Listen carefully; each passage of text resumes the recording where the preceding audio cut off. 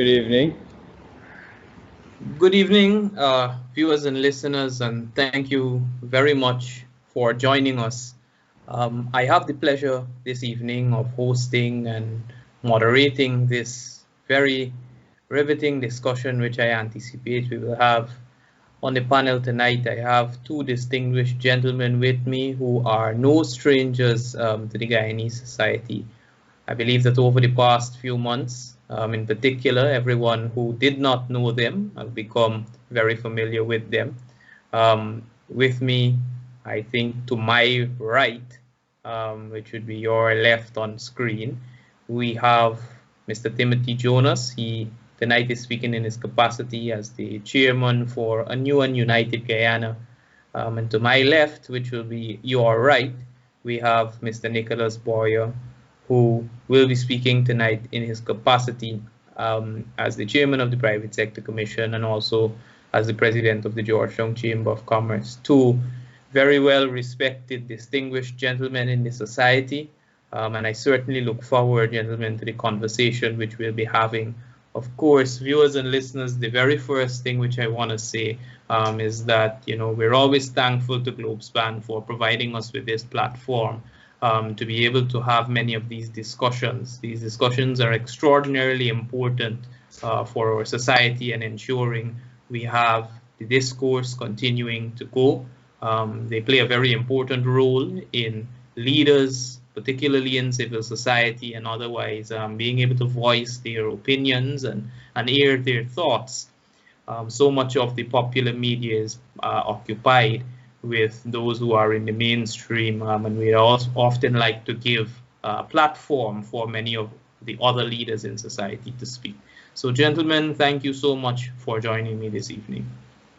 Good to see you, Richard. Thank you.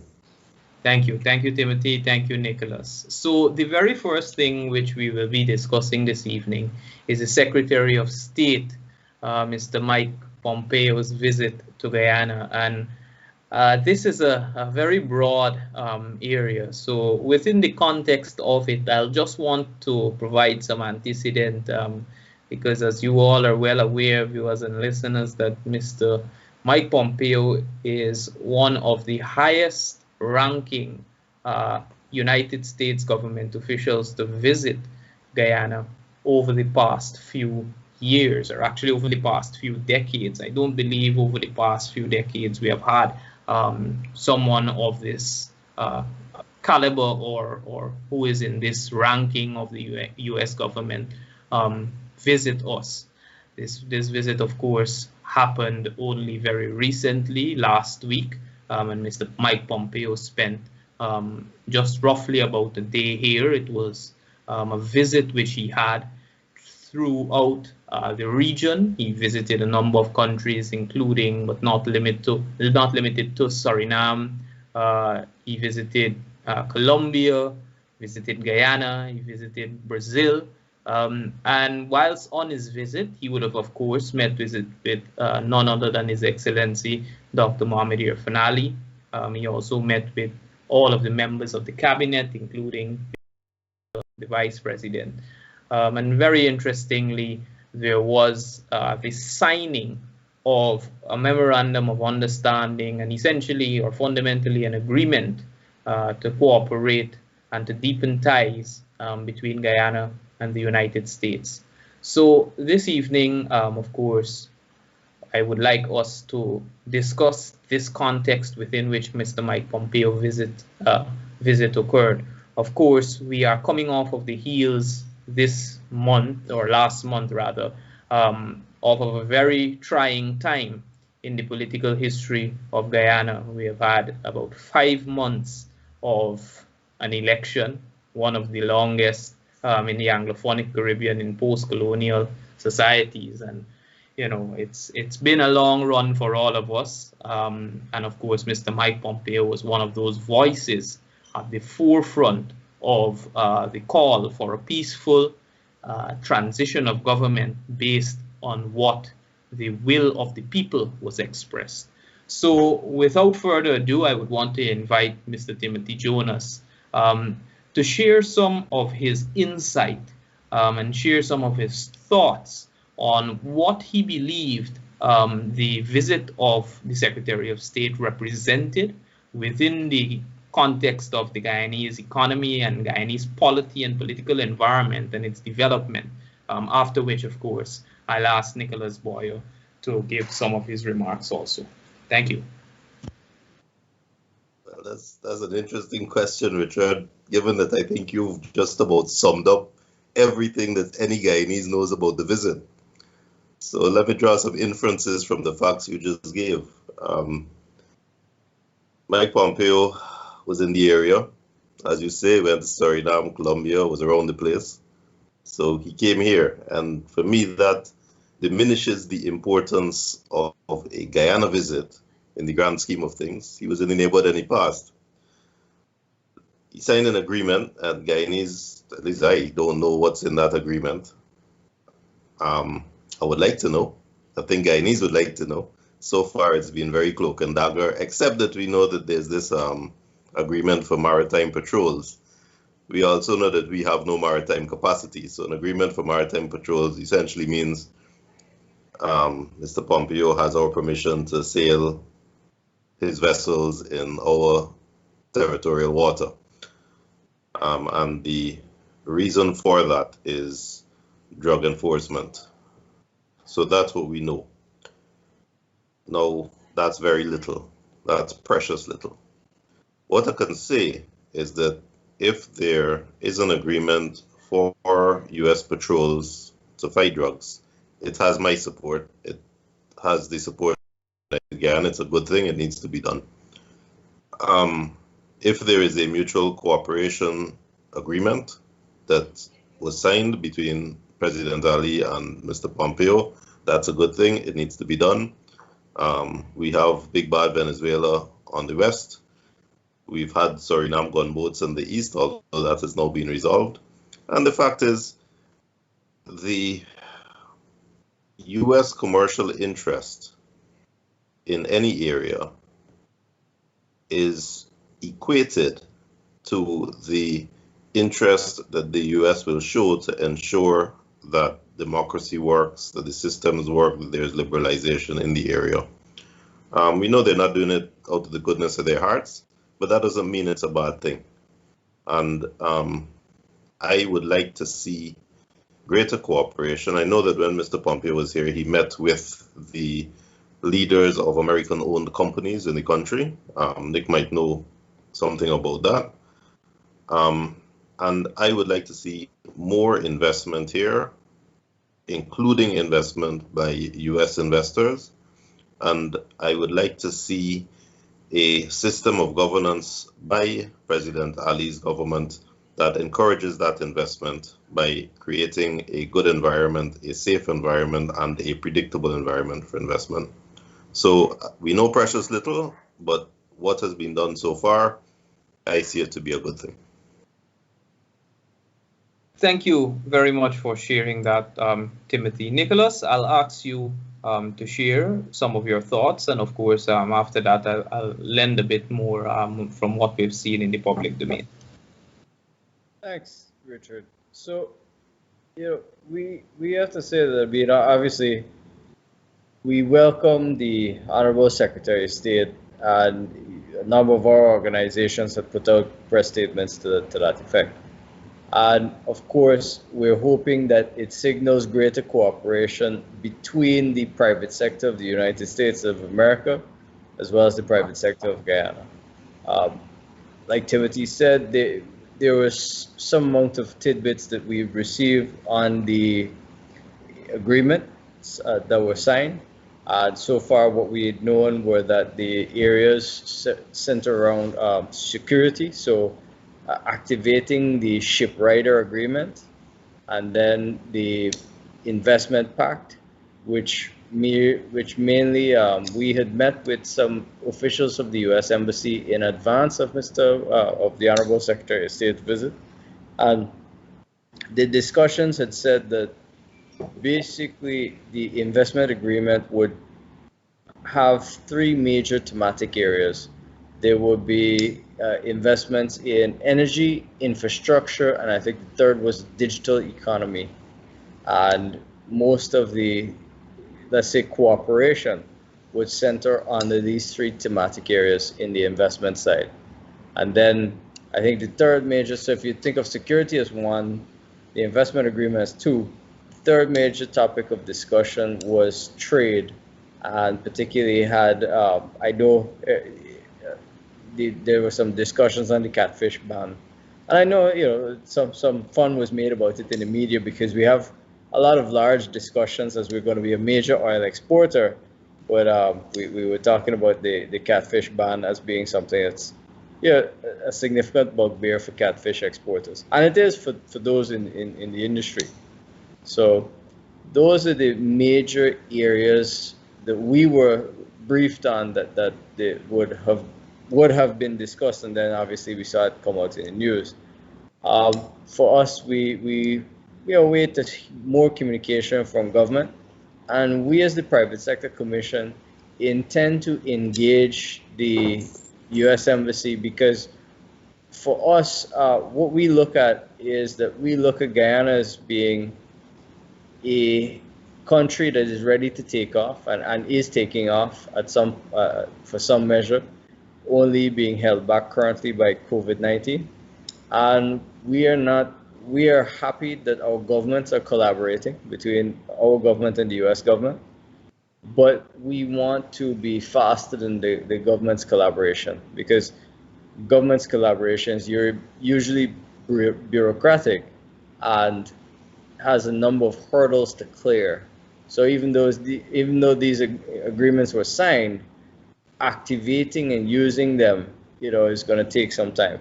So for us, we're using the fact that these agreements were signed as a way to start discussions between the private sector of the United States and ourselves. Not to say that we don't have trade and investments happening before, but it's to create a more structured way of having this happen, rather than hoping that companies come together and find partnerships, or that companies are making Guyana a strategic investment priority. So now we would actually move in a structured way as marketing Guyana as an investment destination and a destination for partnerships and joint ventures.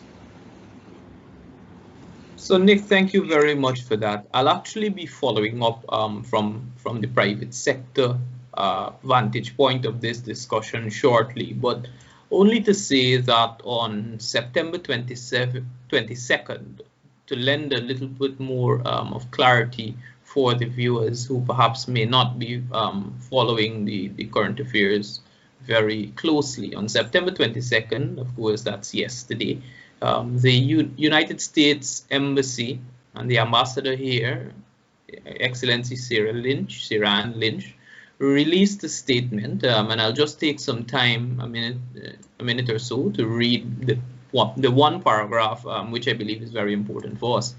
It says, in fact, the visit included three very important items. One, the launch of a Growth in the Americas initiative, in which both of our countries will work together to strengthen trade and investment, cooperate on building infrastructure, and build this country's necessary energy and information technology backbone. So that, I believe, we can call that the first pillar. The second pillar, which he identified, was the enforcement of a security agreement that enables US and Guyanese law enforcement to embark on joint patrols to stop the movement of illegal drugs.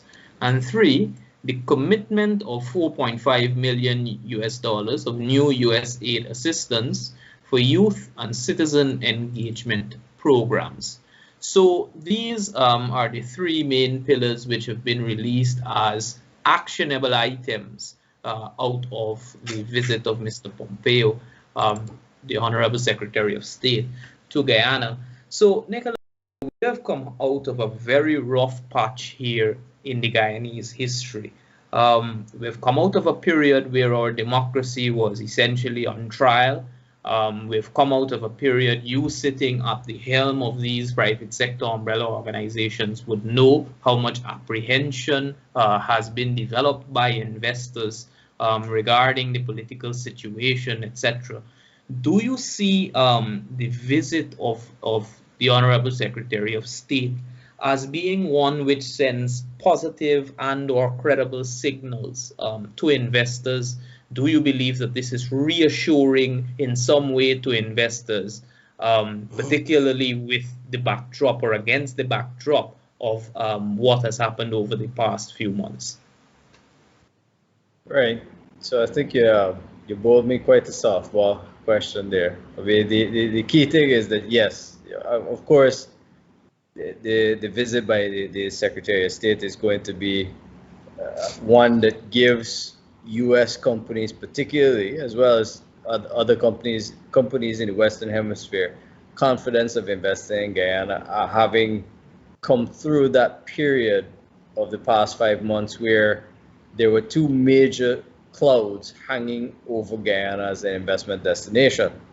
One being the coronavirus, the second being the one that was man-made, which was our own elections crisis. And of course, I mean, I should say a sidebar note is we're very grateful for the U.S. intervening, and for for every tweet that came from persons such as the Honorable Mr. Michael Pompeo. And we need to build. You see, us being in the Americas and us being in South America, it is going to be hard to get away from the fact that the U.S. is a major trading and investment partner. The size of them being one of the largest economies in the world, the largest one currently, and China coming up very close behind them. But obviously, in this hemisphere, they're going to dominate because of proximity. And so for us to be able to have economic policies that are aligned and work with them while in a way still building up local capacity, because one of the concepts I don't want to get lost here is what we want to do is be able to receive investment in from the US while building up local capacity and local workforces that basically are able to carry out operations for companies who are investing into Guyana. Because what we don't want to do is just be flooded with expat workers that displace local workers. And I'm not saying that will be the case, but it's just something I want to make sure that as we go forward, we're always mindful that we want to build up local capacity. But similarly, going back to the question you asked me, yes, it is a very important signal, because you had one of the most powerful politicians in the world visiting Guyana, especially after that period, and it says, it sends a huge signal to his private sector at home that this is a country we need to invest in.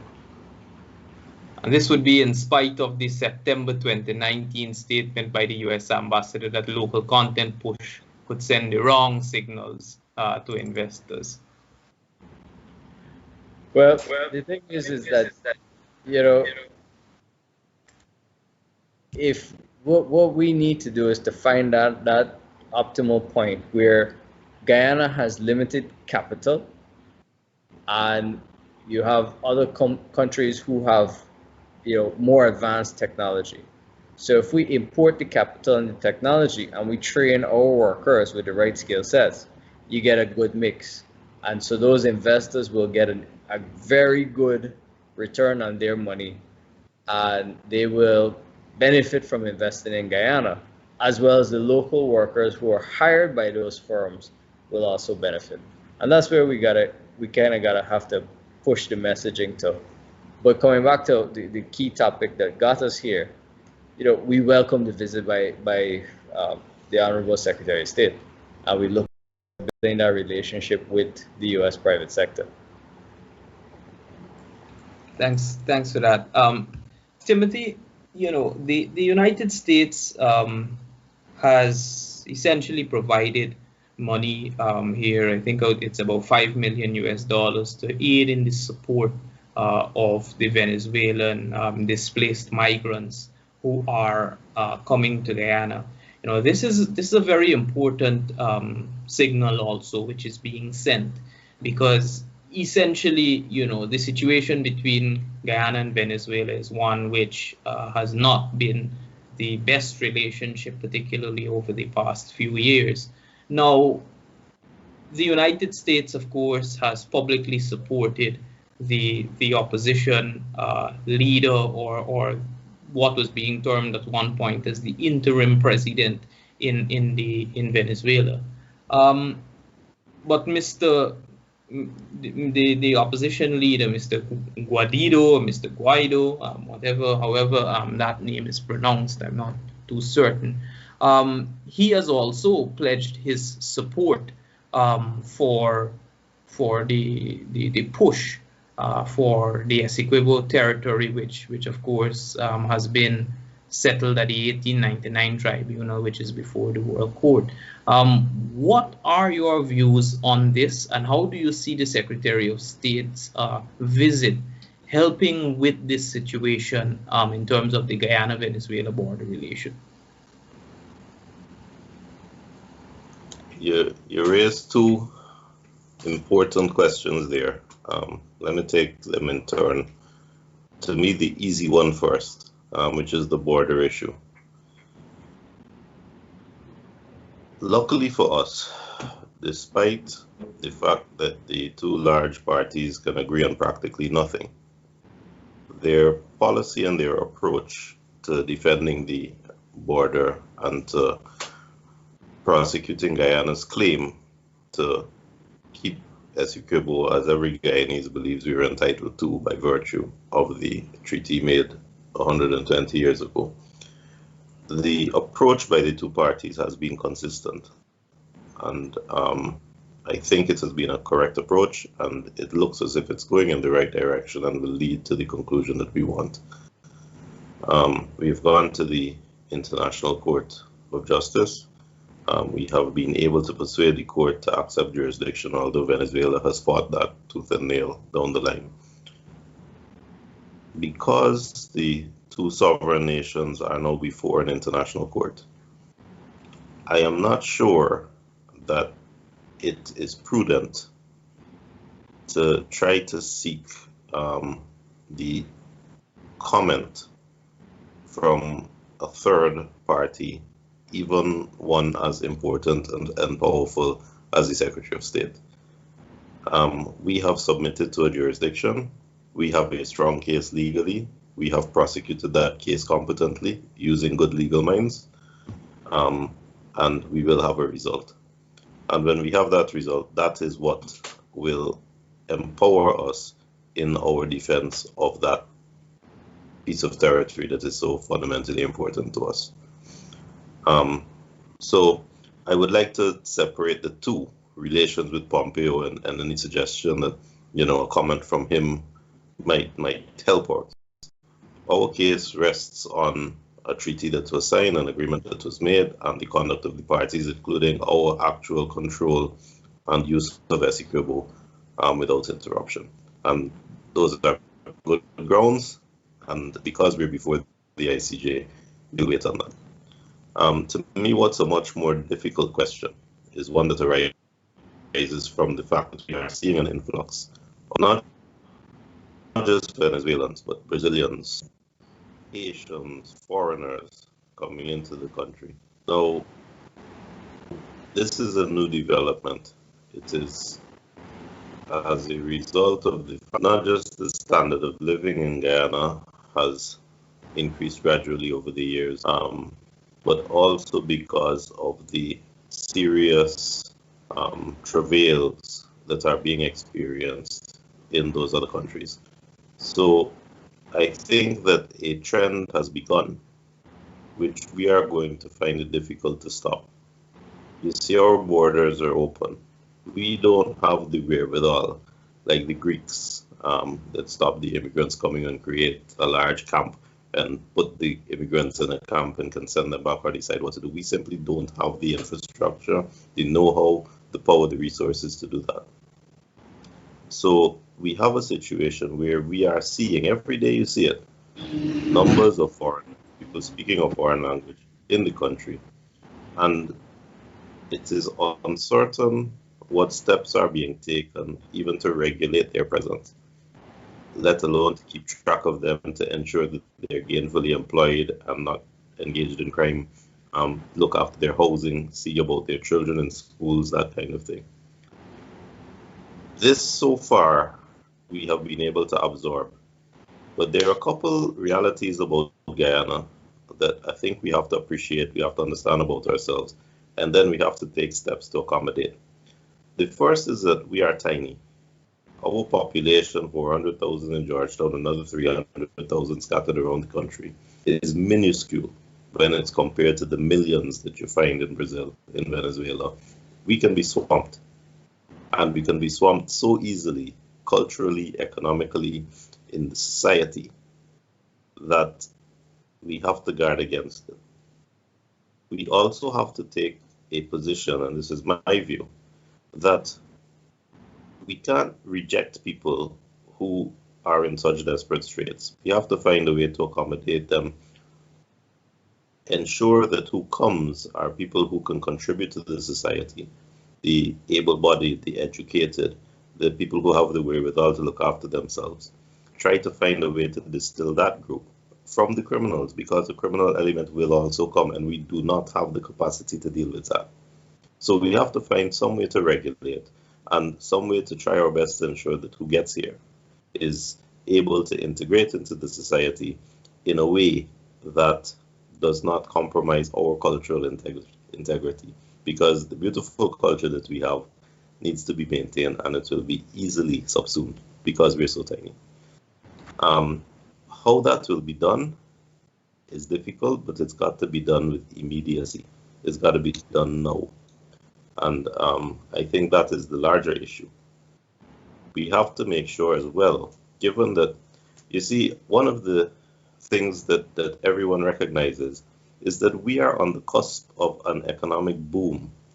The budget shows that even with the small numbers that have been coming in advance to set up companies, to rent places, offices, and that kind of thing in anticipation of real oil production and possibly gas production.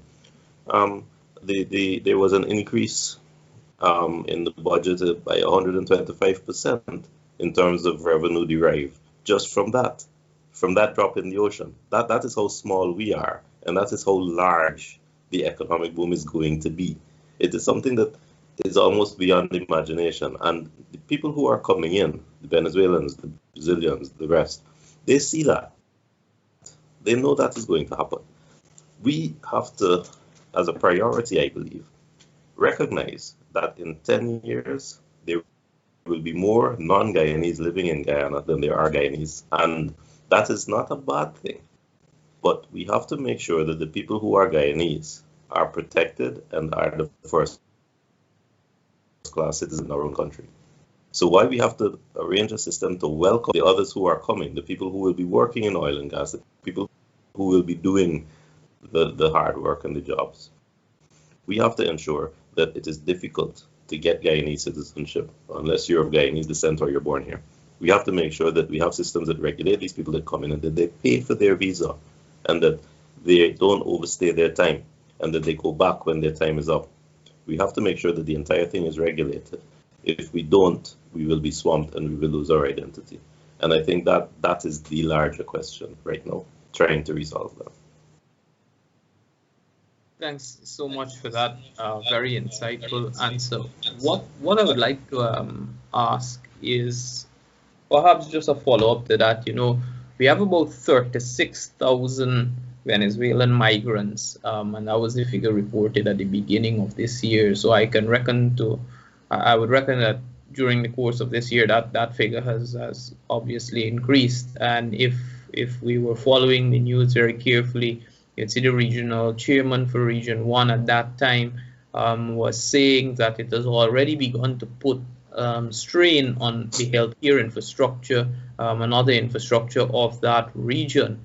Now, I want us to use this discussion, of course, after I'll segue into the discussion on the budget.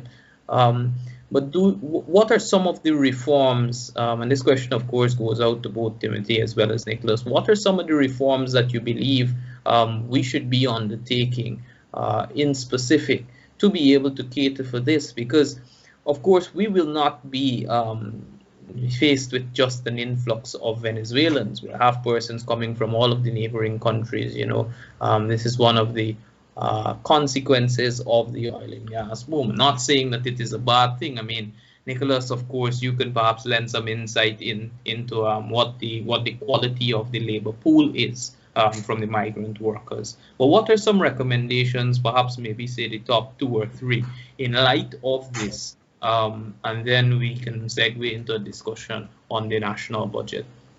I'll start with perhaps Timothy. Difficult question, Richard. I will say, first of all, that when they talk about the recent agreement with Secretary of State and resources being provided for security and for human development, for me, a priority is what we're talking about here. Finding a way to regulate the migrant situation, identifying the points of entry. Our boundaries are porous. We know that. We're not an island. But there are points of entry that immigrants do come in, and there are routes, there are avenues that they have to drive to get to the areas where people live. When you're in the interior, you don't just come in a straight line over the bush. The roads are few and far between and can be more easily regulated. So I think that we have to establish clear criteria for access into our country. We have to be very clear that we welcome you, but we welcome you if you fill these conditions. And when someone is eligible, we treat them well and we welcome, but we have to be equally firm that if we stop someone who does not show that they have come into the country legally, that they have qualified and they meet the criteria, we have to be equally firm to turn them away, or to, if they are already in the country, to extradite them, to move them out. So we have to control it that way, first of all. And if we are not firm at the outset, when it's a trickle, as it is now, we cannot do it when it becomes a flood. Because what happens, you see, is you have 1 or 2, and then you have 10 or 20, but then you have hundreds and thousands. And we're at the stage, as you've pointed out, where at the beginning of this year, you're talking 35,000 Venezuelans. That's nearly 10% of Georgetown, if you put them all in one area. That's already more than the Guyanese infrastructure and the Guyanese institutions can manage if a decision was taken to do something about them. So we need to integrate them, but while this is still a trickle, now is the time to do something about it, or else it's too late. And I can't stress that enough. I welcome these people. When you talk to these people, you realize that the level of education that they've benefited from, the cultural identity that they have, the family structures, the social structures, we can learn from them and we can benefit from them. Because the fact is that 50 years of poverty have really created some holes in our society that need to be fixed. So let us acknowledge that Guyanese are warm, welcoming people and make use of that to welcome these folk if they fit the criteria, but let us know, set clear, transparent criteria that a Venezuelan and a Brazilian knows this is what you got to show. When we go to Barbados and you land at the Grantley Adams Airport, you have to show the means, how long you're going to stay. You got to show money in your pocket to demonstrate that you can pay your own way for that 2-week period or 3-week period that you're going to be there. You have to have clear criteria so that the Guyanese immigration official, whether he's in Lethem or Matthews Ridge or in Bambadai, or whether he stops them on the Lethem Trail coming in, he knows that this person has been brought in and he knows these are the rules, and if they don't show the documents that he is familiar with, he has a procedure to follow. If we don't do it now, it will be too late in a year.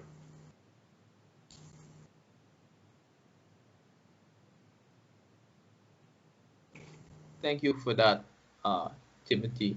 Nicholas, so of course, you sit at a very interesting position, and we see Guyanese, of course, there's a shortage of certain types of skills in Guyana. So what do you feel ought to be done within the context of the migrant Venezuelans, and how do you find the quality and the skill set of labor which they have. Do you think that it is something which can be useful for Guyana as we develop? So certainly, I mean, Guyana has a pretty much a shortage of skilled workers, and especially skilled workers for the oil field. So we will end up importing labor, and we've seen this happen, right? Throughout the Caribbean, when they had resort building booms in other islands, Guyanese migrated in droves to those islands and settled, right? Especially with the CARICOM ease of movement. So you can imagine when we go into a building boom, because one of the things you can expect is that with the funds coming in from offshore, government is going to pump those back into infrastructure. Infrastructure itself is, well, building infrastructure itself is part of is construction. But then once the infrastructure is built, you have construction is going to happen, whether that land is used for agriculture, whether it's used for residential housing, commercial, or industrial. And we're going to end up importing a lot of construction labor. I've seen people using we've seen a lot of influx from Cuba, Haiti, and Venezuela. And I gotta say, I mean, the labor, especially migrant workers, have been extremely productive. And because they're coming from societies where they have a lot more construction and infrastructure than we do, they're fairly more au fait with some of the more advanced building methods. So they are faster at picking up these skill sets. So it's something where, we're going to have to look at it to see and control immigration and basically ensure that we have opportunity. But in all, when you look at the quantum of labor needed, so the supply of labor that we will need versus the supply of labor we actually have, we will need a lot of migration inwards, both from the diaspora as well as from Latin America to fill the expected labor shortage. So I think that we will end up seeing more Venezuelan migrants as such, as well as expats from other countries. Right. Thank you so much for that. Of course, we'd want to begin to switch the focus this evening to Budget 2020. This budget, of course, has been labeled as an emergency budget, quote unquote, and I've seen a number of persons speaking and labeling it in some very interesting ways. It's being called a private sector budget, etc. I won't take time to introduce the budget. We've had this discussion in the public domain. This discussion, of course, has been exhausted in the public domain. But just for the purposes of this program, I just want to ask both Timothy as well as Nicholas, and perhaps we can start with Nicholas since it's the private sector budget. We can start with Nicholas and ask him, Nick, what are your thoughts on this budget? Just succinctly capture, what do you think about this budget? So I think the budget is very private sector based, but the key is that the private sector is the engine of growth. And the budget basically removes a lot of taxes that were put on the engine of growth so that private sector companies can reinvest into the economy, expand operations, increase hiring, and everybody benefits. In addition to that, you had some measures given to basically support consumption from certain groups. So for instance, you have $25,000 per household COVID-19 relief. You had the bonus for the joint services. You had kind of a risk allowance for the frontline workers. You had certain cash measures such as the cash grant for school children. So in addition to the tax removals on the private sector, you had these direct interventions which put cash in the hands of certain groups to spur consumption. And for us, us in the private sector, we welcome that, right? In the most layman terms possible, the key thing about what we want to see in the budget is we want to see the circulation of money, right? So if you're an economist and you're a monetarist, I'd say our views harmonize where we feel that once the money circulates, everybody benefits. And we prefer the money to circulate outside of the government coffers because I don't think government is an efficient trap of money, meaning that when we pay taxes, that spending coming out of what we've paid into government is something that we feel comfortable with. And Guyana is rife with corruption headlines. So I don't think you'll speak to any businessman who feels that when he pays that dollar in on taxes, he's getting the full dollar back out on government services. Thanks very much for that, Nicholas. We'll go into the discussion on this in more detail very shortly. But of course, I look forward to hearing Mr. Jonas's comments on this. Mr. Jonas, you're the chairman of a party that is of course, you've been part of a joint list which has won a seat in Parliament, which is currently occupied by Mr. Schuman. One of the things at the forefront, of course, of your party is the notion of constitutional reform. So when do you expect some funding to be placed for this? I would like you to speak on that, as well as, of course, in general, your thoughts on the budget. I agree with what Nick said. Private sector budget. And like Nick, I'm very much a capitalist. I believe that's where it should be oriented, that the circulation of money must rest on a happy business community that is operating in an environment conducive to business that is predictable and friendly. A lot of work went into that budget, it's obvious. Now, a lot of what I saw, I liked. I think there may not have been enough analysis in some areas, and some inconsistencies were therefore not explained. One of the things that I liked was the determination by the government to renew its housing drive. Now, if you had asked me this question 4 or 5 years ago, I might not have said that.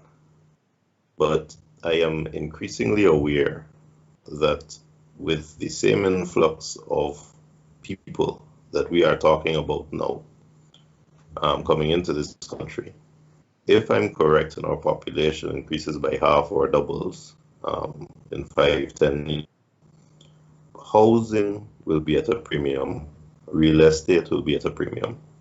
And I think that now is the time to put wealth, put capital into the hands of Guyanese so that they have that head start, that advantage by their own wits to make use of that capital, that equity that is put into their hands right now.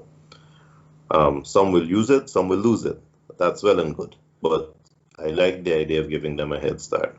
And therefore, I think that is one of the good decisions that the government did, whether they foresaw what I am foreseeing or whether they're just resting on their laurels. It worked in the past, they want to do it again. I don't know, but I like it. Kudos to them for doing it. As an ancillary to that, I noticed that the budget also spoke to making leases of rice land more easy.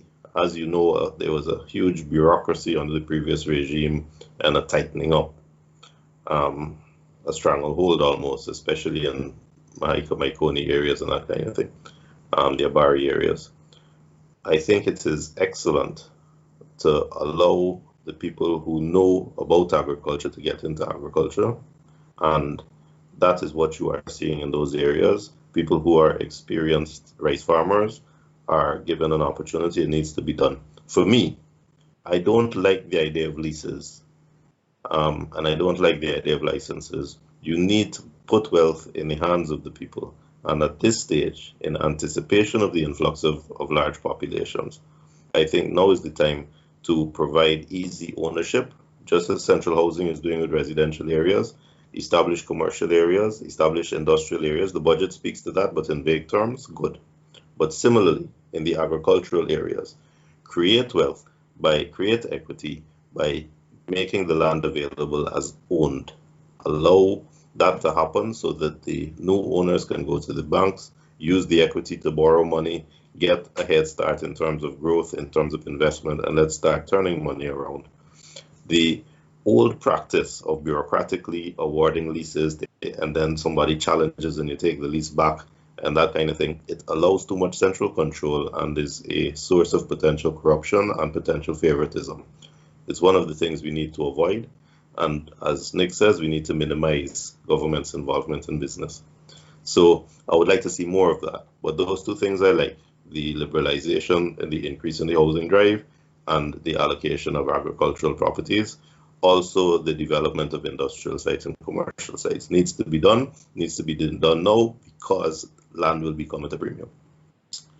I'm going to make this comment on this program, although I had planned to put it in more detail in writing in a letter.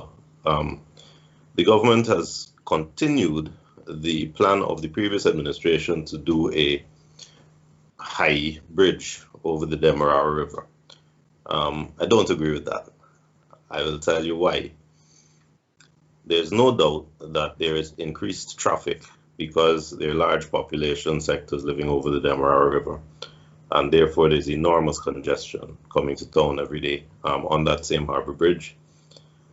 When you do a high-span bridge, first of all, the cost is enormous. But you see, politicians like plaques. They like to put up a big edifice and then they like to put their name on it. Mr. Granger did it with the shell of a hospital in Liliendal, and there it stands as a tribute to them. But I hope that the government can be persuaded that high-rise bridge over the Demerara River is not a good idea. And the reason for it is that we can expect more traffic across the bridge. We can expect more river traffic by shipping. And the two don't go well. The other thing with a high-rise bridge, a high-span bridge, is that it doesn't terminate at the bank of the river.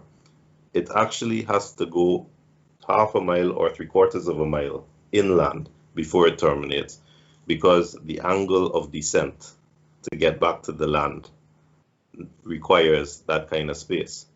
So as soon as you do a high-rise bridge, you make obsolete, you make useless the existing East Bank Highway, because that bridge will be terminating somewhere in by Houston in line with Blissingen Road, maybe. So you don't solve the congestion problem. What needs to be done, and I was speaking to 2 engineers about this, is first of all, when you have that number, that amount of traffic, you elongate the route so that if you have 100 cars in a quarter mile, there's congestion. But if you take that same 100 cars and put it on a 4-mile stretch, they are running freely. And you take the bridge upriver to maybe Craig. And instead of a bridge, you do a tunnel. Now, that might sound revolutionary, but it is in fact not. It was recommended as long ago as 1970 in the same development plan that created the Rupert Craig Highway and the Kanji Bridge. The recommendation for a tunnel made sense because, first of all, the technology required is not advanced, it is ordinary. The parts could all be made locally. A tunnel would mean there's no interference with shipping, no need to open the bridge or close the bridge to accommodate shipping traffic. And the tunnel would also mean that you can terminate right at the river bank so that you can continue to access the existing East Bank Highway rather than having to find another route into the city. So I want to put that proposal because I didn't like that I saw this high-rise bridge in the budget. It didn't make sense. There were a couple other things that I'm sure we'll get to. For example, the timber industry and the decision to allow exporters to export logs when previously that had been restricted. That's a good short-term policy because the previous administration did destroy the timber industry. Um, with the, as you know, by Shanlin, Burama, a lot of companies got chased out under their administration. But I don't like exporting logs as a quick fix because it creates a precedent and it's hard to adjust. So there is good and there is bad, but certainly a lot of work went into it, and I see good things in the future. Thank you for that. Gentlemen, we actually have to take a short break right now. So I'll just ask the operator of the platform. I think we're going to take about 5 minutes or just a few minutes. And of course, we'll be back with you shortly. Logistics International, based in Trinidad, with representatives in Guyana, is pleased to announce its shipping services from Trinidad to Guyana. Logistics provides shipping services and has experienced personnel to handle all of your shipping needs from Trinidad to Guyana. Buy in Trinidad and let Logistics handle all of your shipping to Guyana, from small boxes to container sizes. Call Logistics in Trinidad at 1-868-336-8218 to handle all of your shipping needs, and they handle all sizes. Logistics International has been shipping for over 22 years to many Caribbean countries with reliability and dependability. Call 1-868-336-8218 in Trinidad. That's 1-868-336-8218. Or email at liclcargo@gmail.com. To wash your hands constantly and always wear your mask. A friendly reminder from Globespan 24x7 management and staff.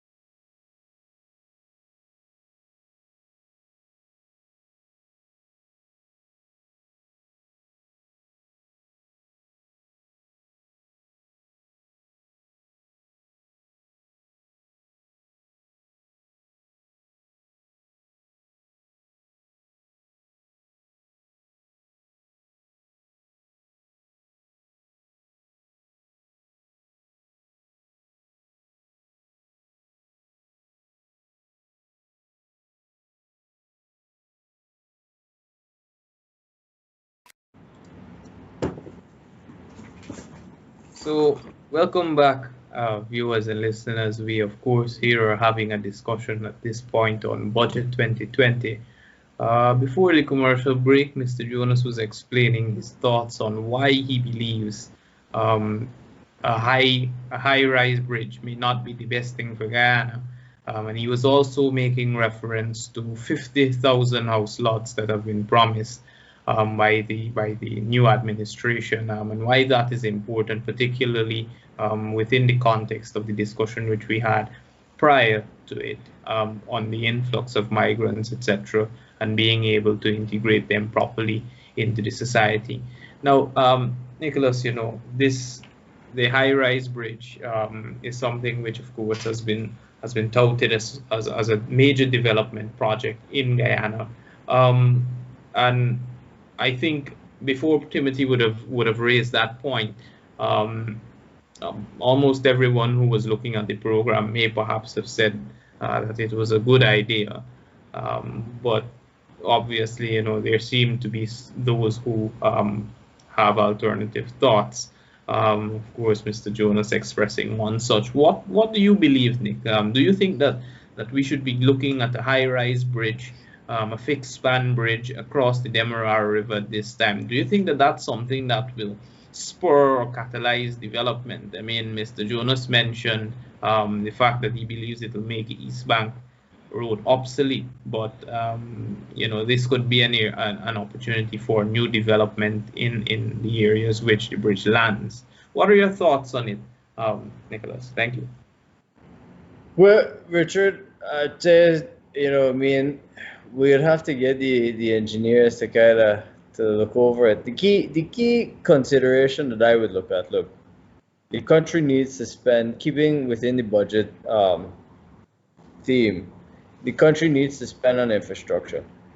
one of the major bugbears is that we definitely need that crossing because we've opened up a number of lands on the west coast, the west bank of the Demerara, as well as the west coast of the Demerara still, because and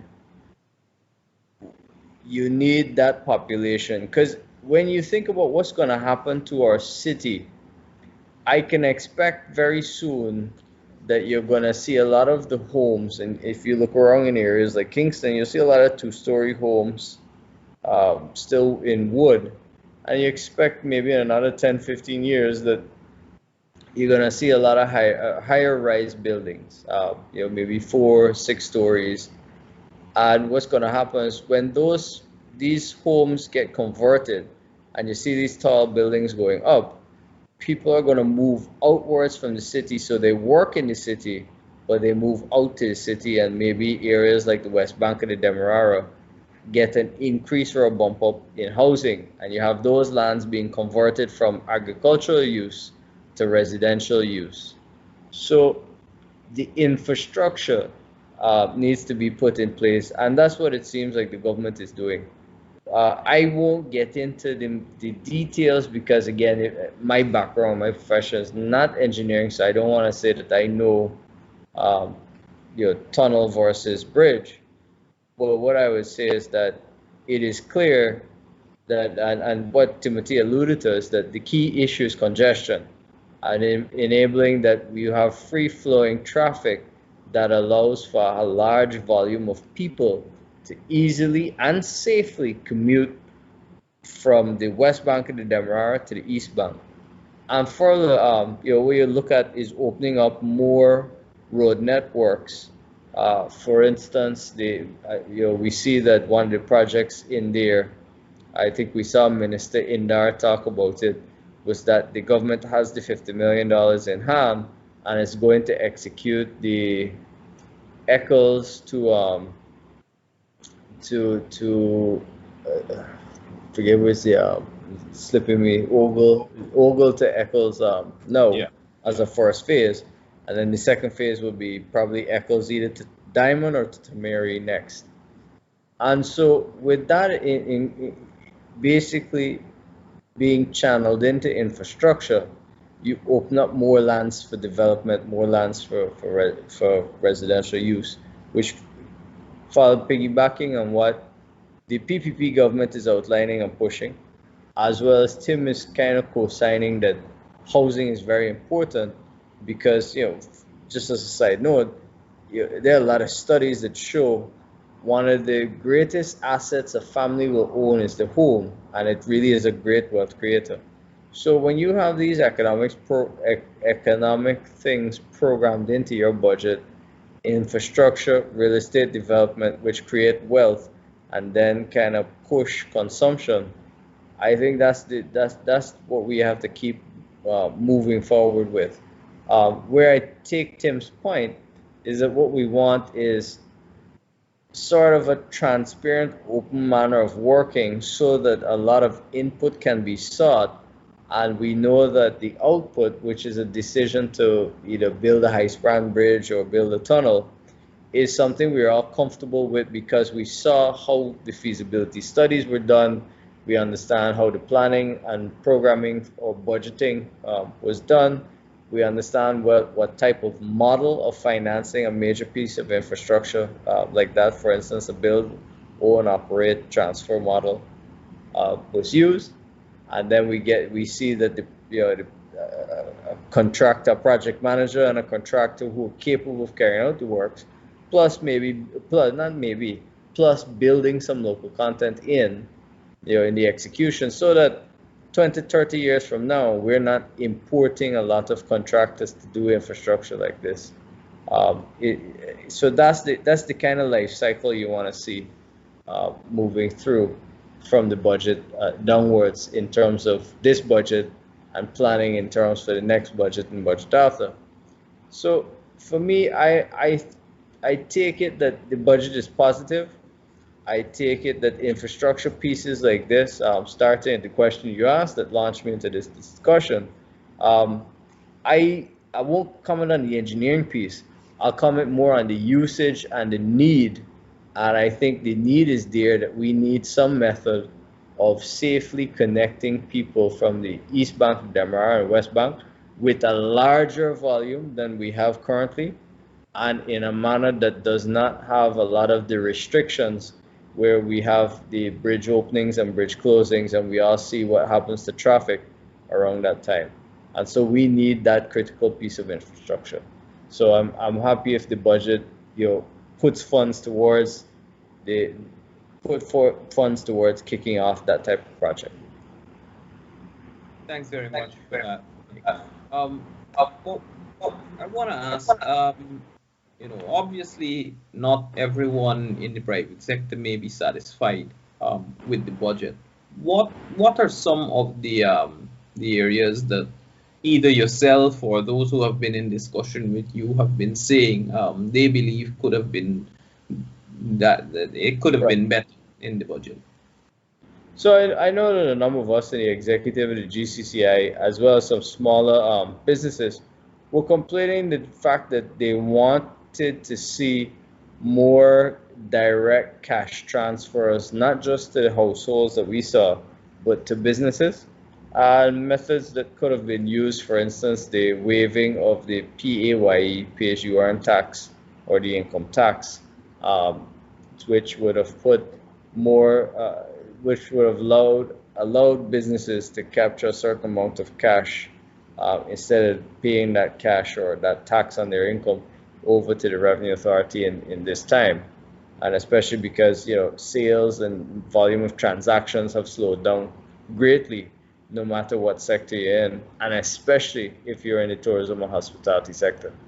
So I think that was, if I could, when I talk to people and we talk about certain criticisms of the budget, it was that we would have liked to see more measures for those small businesses in that type of manner.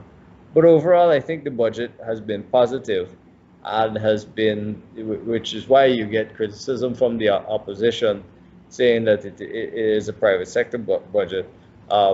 My criticism is that, yes, it's a private sector budget. I would like to see more measures at the small and medium-sized enterprise level. But overall, I'm generally happy with it.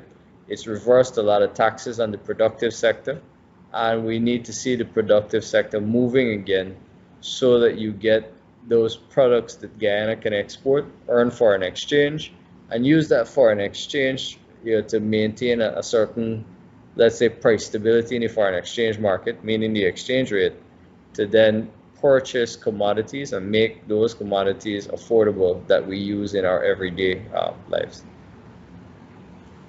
Thank you for that response, Mr. Jonas. What's been some of the complaints that you have been getting? You're a public figure, and of course, persons will speak to you regarding the budget. But what are some of the common criticisms or complaints that you have been hearing from wider society?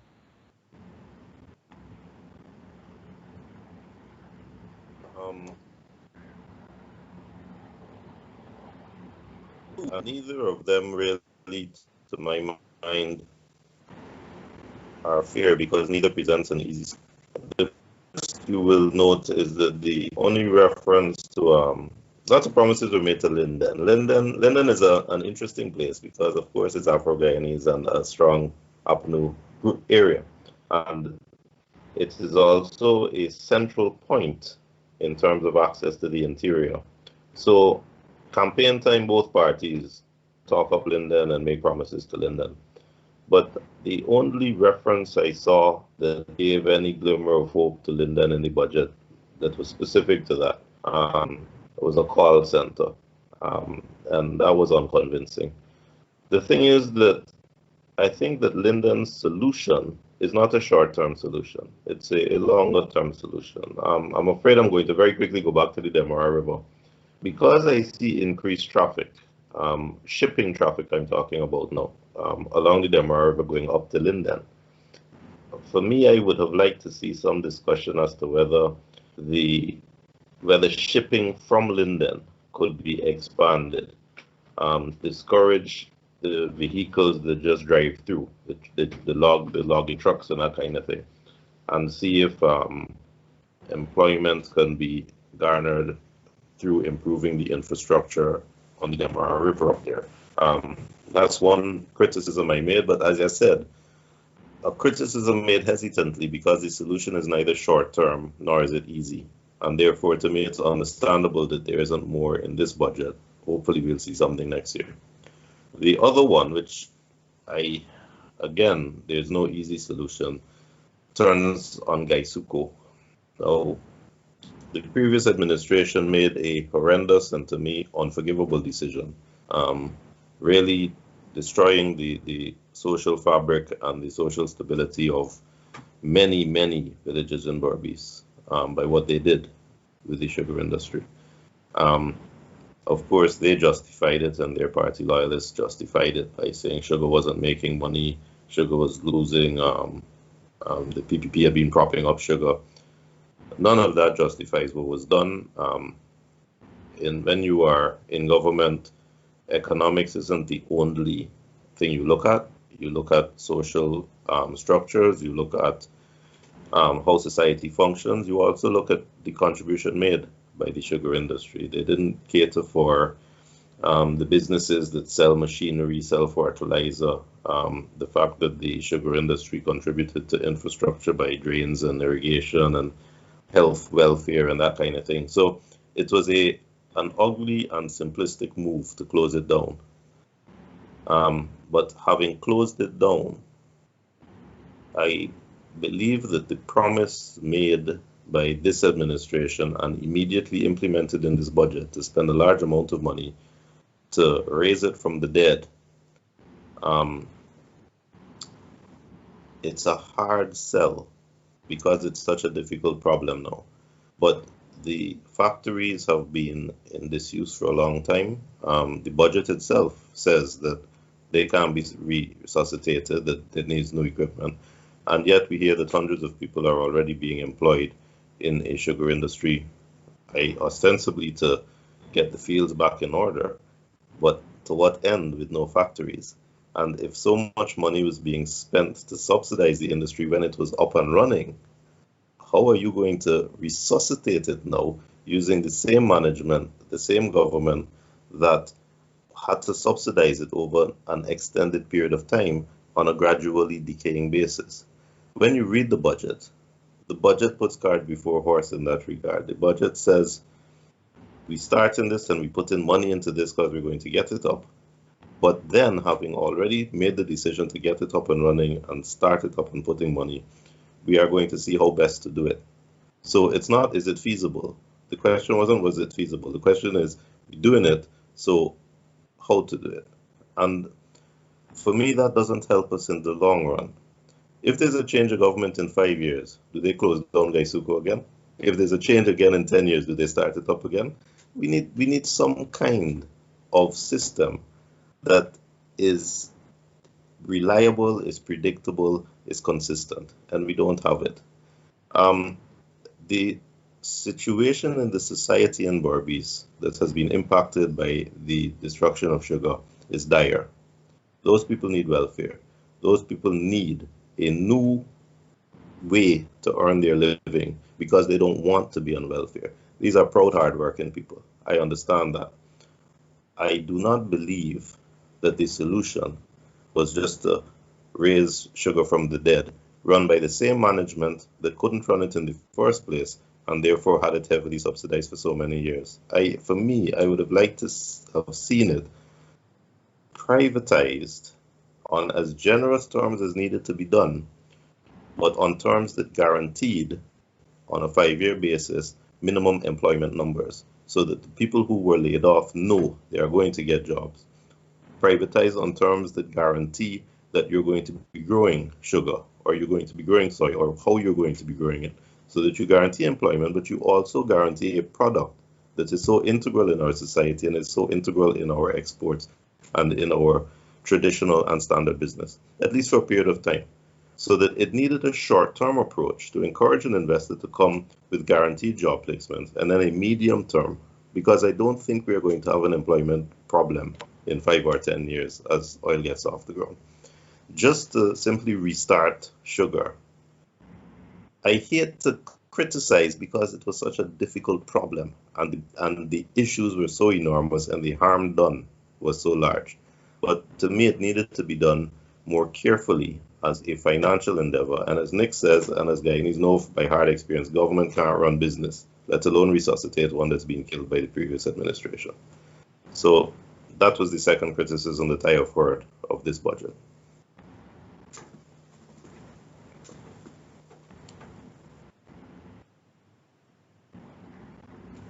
Richard, I think you muted. Yeah. Sorry.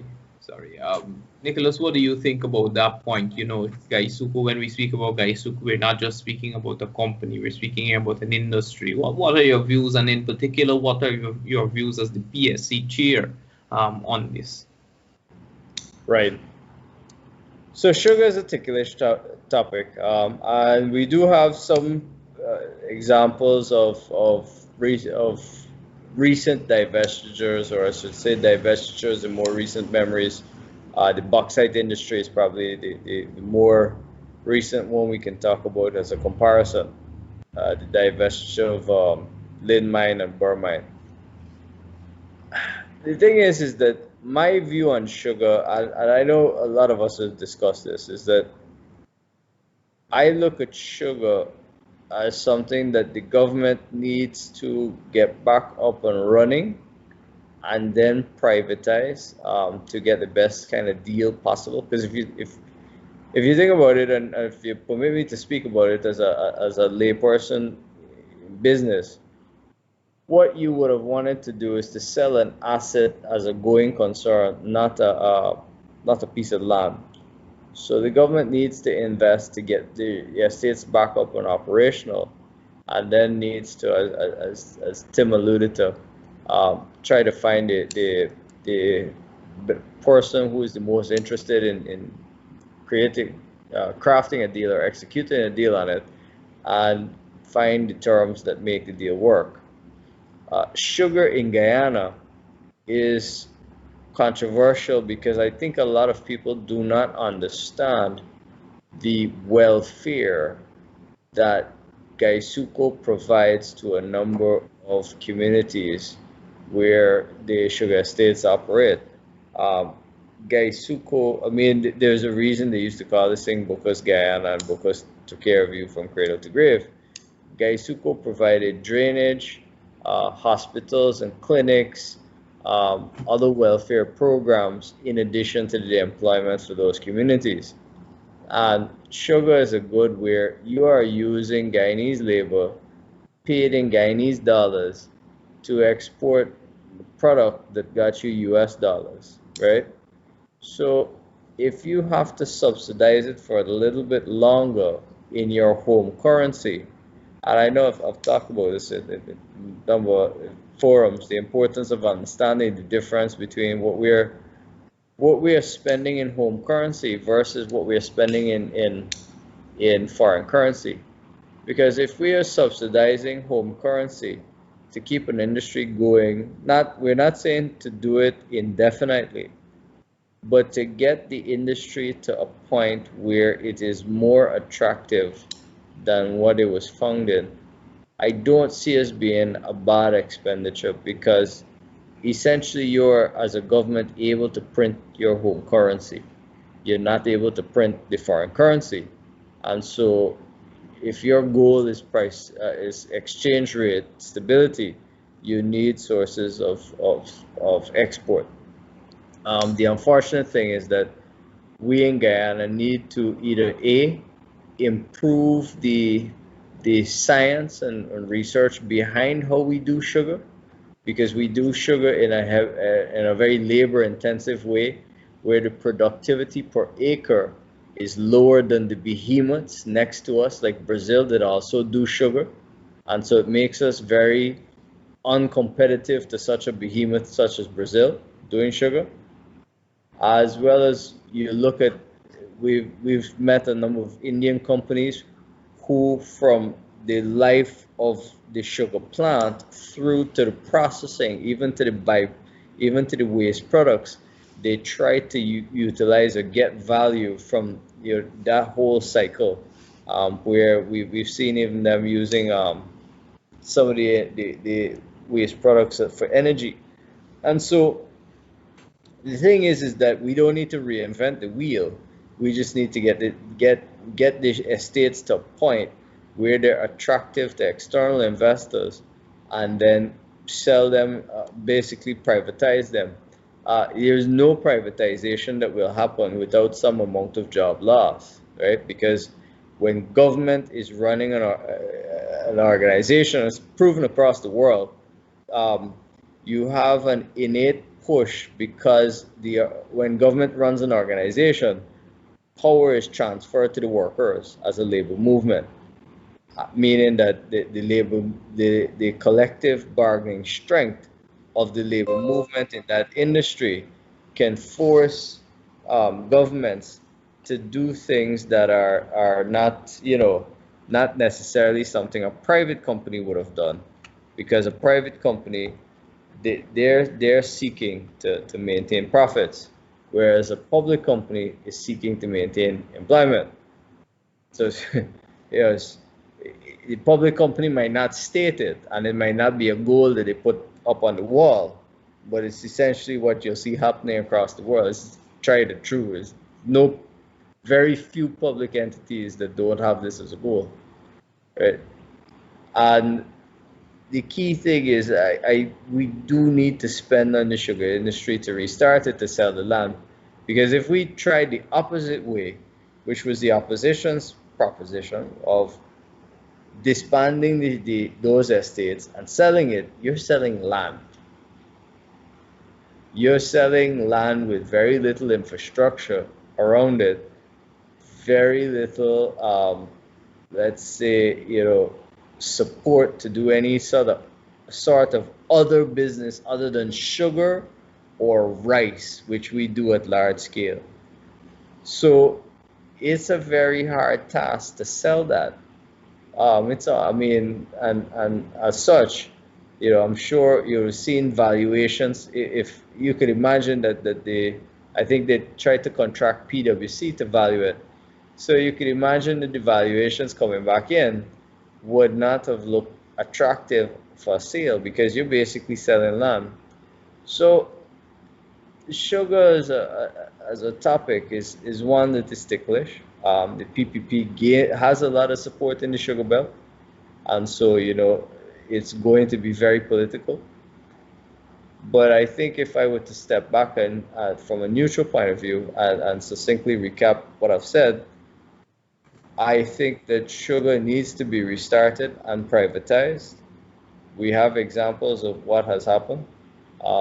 Any company that is buying sugar will obviously cut down employment.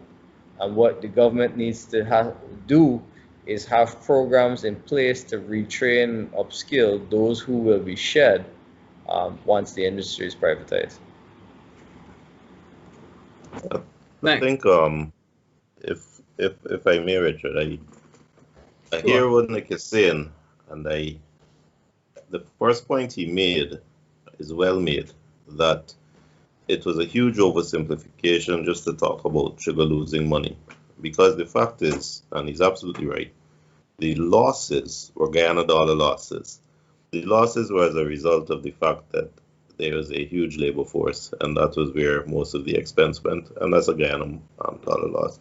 What he didn't say, and it adds to his argument, is that same labor force, when you pay them, a lot of that pay goes back to NIS, goes back to GARA in terms of PAYE, and goes directly to the village shop when you're buying your groceries at the end of every week. So the loss was a Guyana dollar loss, whereas the gain was foreign exchange. Point well made. We're a part company with him is in terms of the way forward. You see, if that was the situation and it could have been sold as a going concern, then that is well and good, because it would have been sold with an existing structure, an existing operation structure that was labor intensive. And in that situation, an investor would see where the losses are, where the gains are, where he can make a profit, because the figures are there and it's an operating structure. And he can give guarantees of employment for a 5 or 10 year period before he mechanizes. Because Nick is right. A private investor is going to make money if he mechanizes. And when he mechanizes, your labor costs will reduce because your labor force will reduce.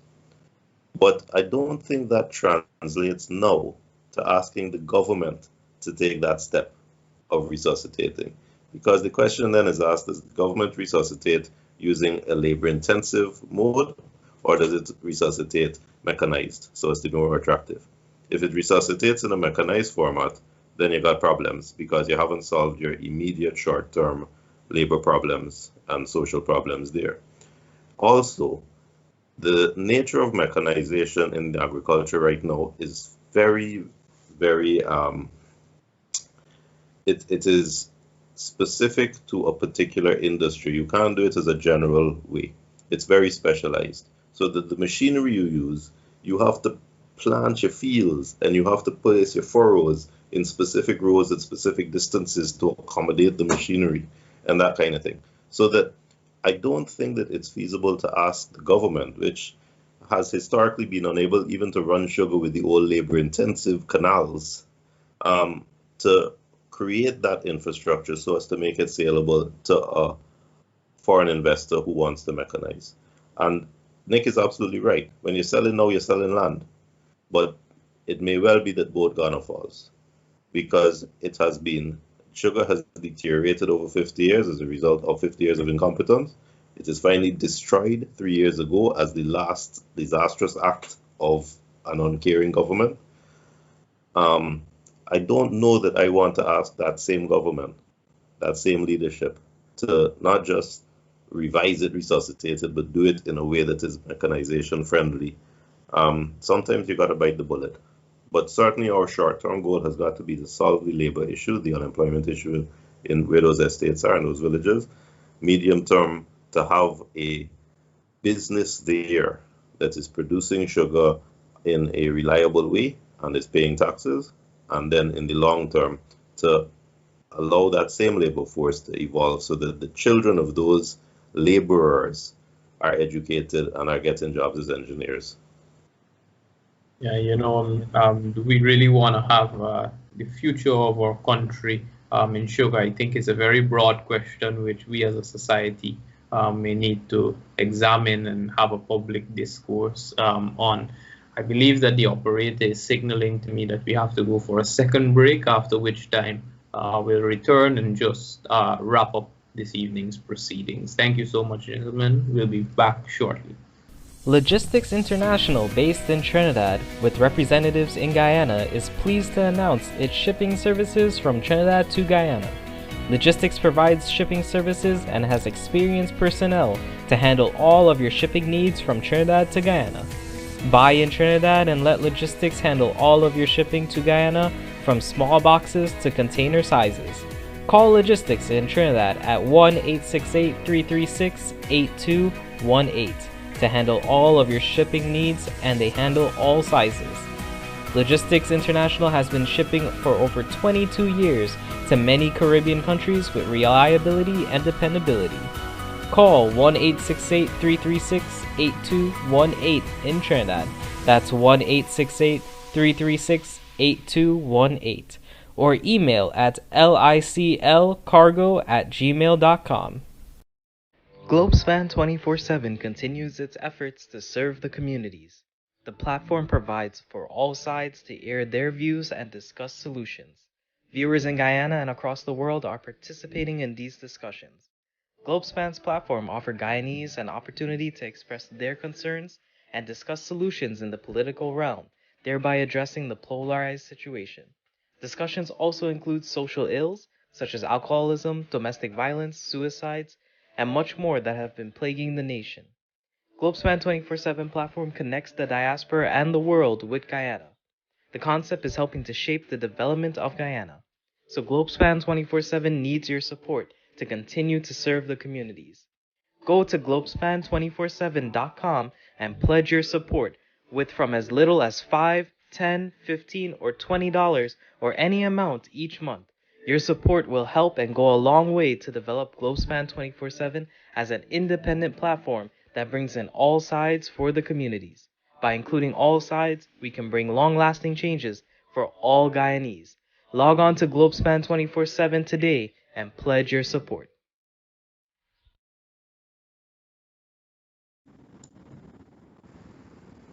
Gentlemen, we're back. Viewers and listeners, thank you for staying with us throughout this evening's program.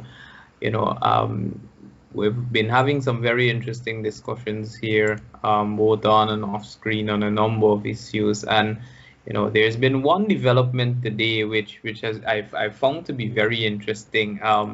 And if I was not on this program, I would have been waiting to hear whoever it was moderating this program asking Mr. Jonas's opinion on something like this.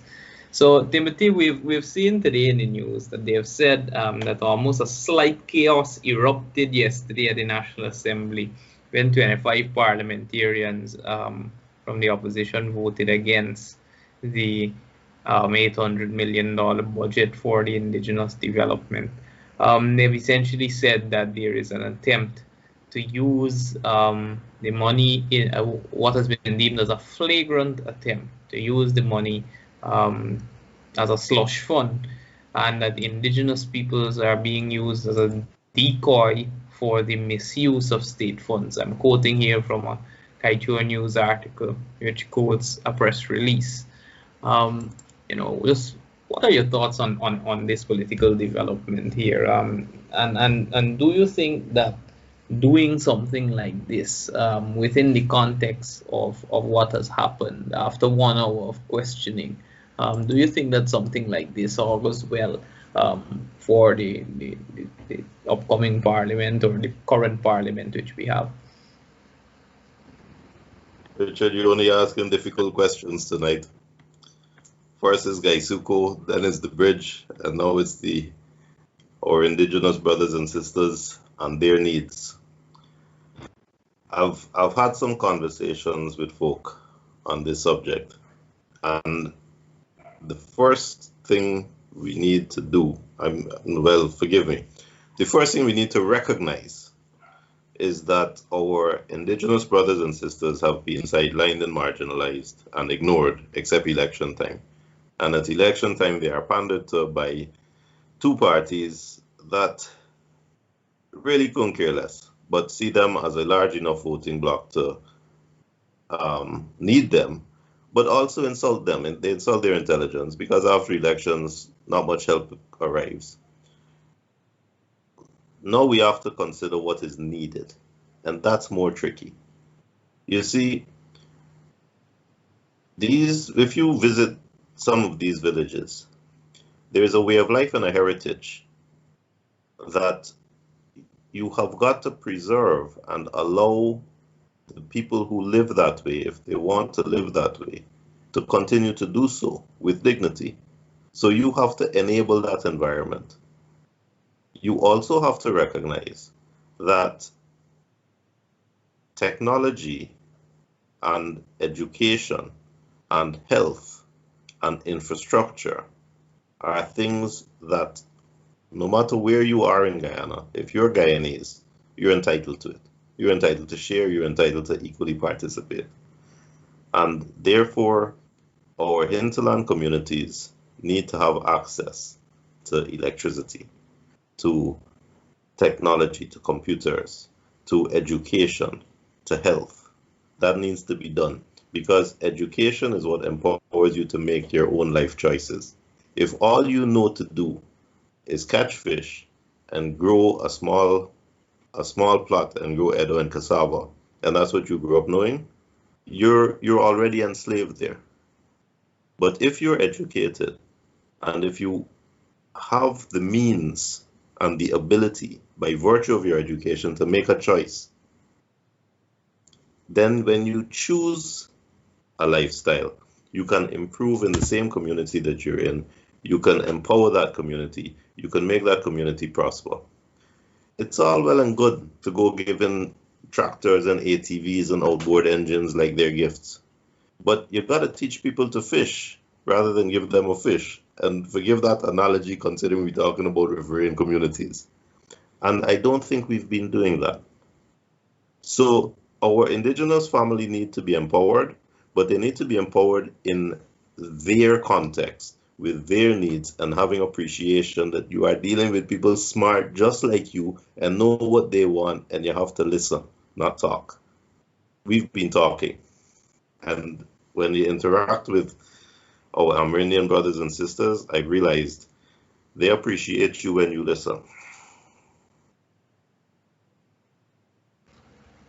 Thank you for that comment, gentlemen. We're unable, of course, to continue this very interesting discussion, of course, because of the time and the time constraints. Of course, it's been an absolute pleasure, and I'll now invite you to make your closing remarks, keeping in mind, of course, what the topics we have discussed tonight are in very broad sense, the buckets, the Secretary of State's visit, as well as Budget 2020. And I'll invite Chairman of Private Sector Commission and the President of Chamber of Commerce, Nicholas, to make the closing, his closing. Nick?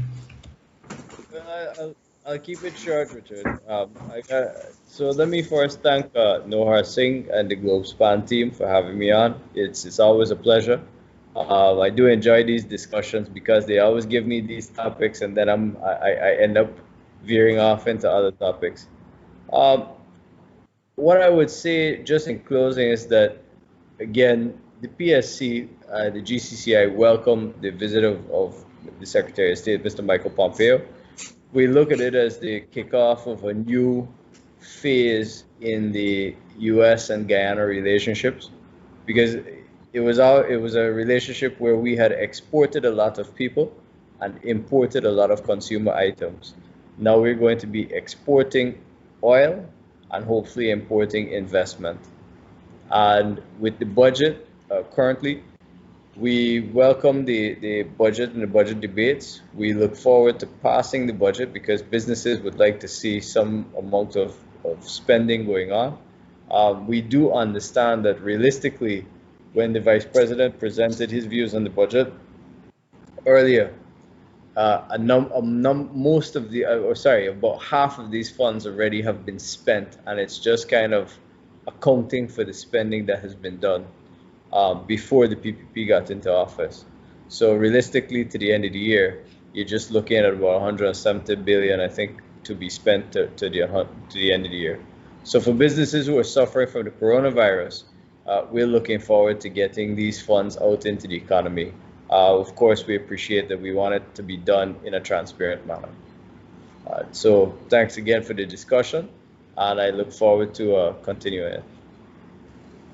Thanks very much, Nick. Of course, thank you always for making yourself available, not only to this platform, but also to the wider public, and your accessibility and your openness and frankness in discussion is always something which is certainly appreciated, and is actually a very scarce commodity here in Guyana. I'll turn over, of course, to another gentleman who is characterized in that way. Mr. Jonas, closing remarks, please. Well, I'd like to finish where you started, actually, Richard. You started talking about constitutional reform. And this budget devotes all of one paragraph to a reference to constitutional reform and the need to consult with this committee and consult with that body and that kind of thing. It's time we move past that kind of vague general promise. We need constitutional reform as urgently as we need anything else. Nick talks about transparency. We do not have transparency in our winner-take-all system. And as long as there's no transparency, there is a forum, there is a potential for corruption. That will only be resolved by constitutional reform.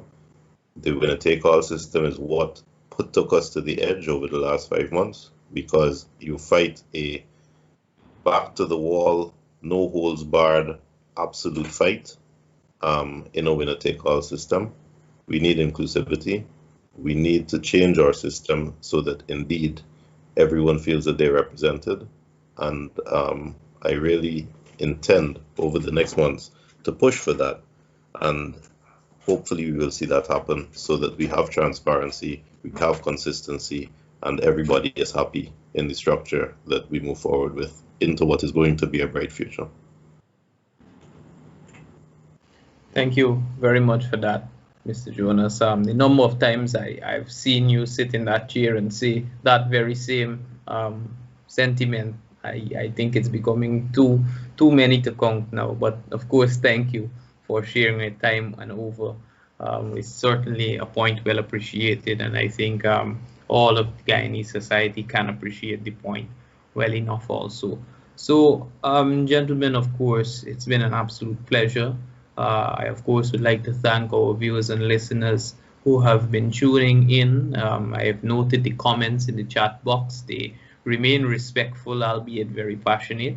So I would like to, of course, thank them. I want to thank Mr. Nohar Singh and, of course, Devin, who is behind the scenes here operating the platform. Thank you very much to Globespan.